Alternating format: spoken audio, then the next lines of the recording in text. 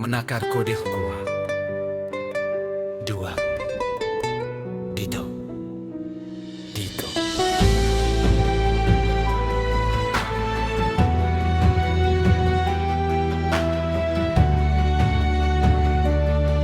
Duit. Uang itu energi katanya,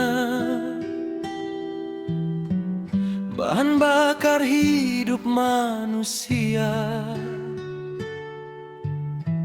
Sopir narik di jalanan, buruh patah tulang di pabrik, petani nyangkul di panas yang kejam, nelayan taruhan nyawa di ombak. Presiden bicara kemajuan, DPR bicara sidang panjang, tapi di bawah keringat jadi pajak, air mata jadi angka dan upah. Kadang tak cukup buat pulang makan 3 kali, apa perlu 100 juta sehari? Yang lapar bukan cuma perut, tapi juga hati. Karena yang kaya makin kenyang, yang miskin disuruh sabar lagi. Masalahnya bukan penghasilanku berapa, tapi penghasilan mereka berapa. Yang duduk di kursi empuk, di ruangan ber-AC, adakah daulat jadi takdir, dan rakyat cuma jadi ongceh.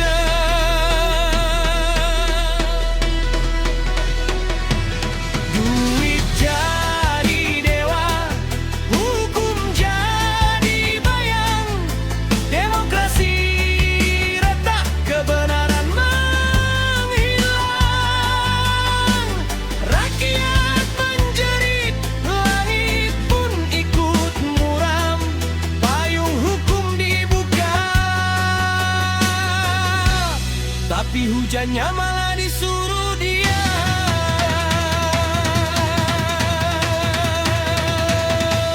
Masih adakah daulat rakyat, dari rakyat, oleh rakyat, untuk rakyat, atau cuma slogan di spanduk yang koyak tertiup angin?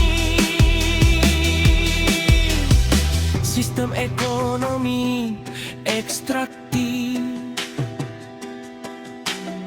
mereka sebut investasi produktif,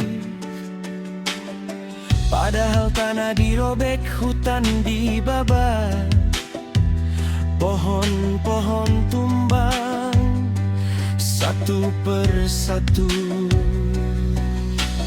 dan doa-doa ikut sesat. Sumatera, apa dapat untung dari deforestasi,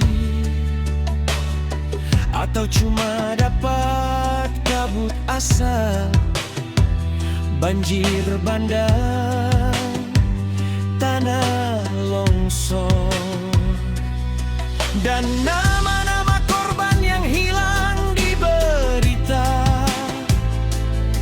Konspirasi kapital bersalaman dengan penguasa, rakyat dikasih bantuan, tapi alamnya dirampas. Hewan-hewan yang tak berdosa lari dari rumahnya, pohon-pohon yang tak bisa bicara jatuh tanpa perlawanan.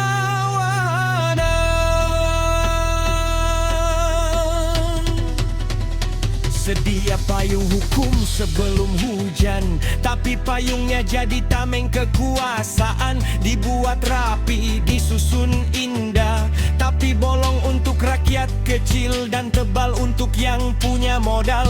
DPR diam 1000 bahasa, padahal mereka wakil suara, atau suara sudah diputus dengan transaksi di meja yang tak terlihat. Disconnect spirit antara rakyat dan negara, antara Pancasila dan keputusan, antara sumpah jabatan dan kenyataan.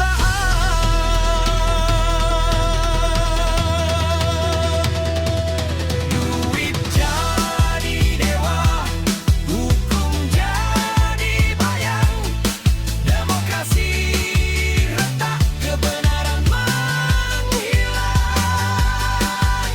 Rakyat menjerit, langit pun ikut muram, payung hukum dibuka, tapi hujannya malah disuruh diam.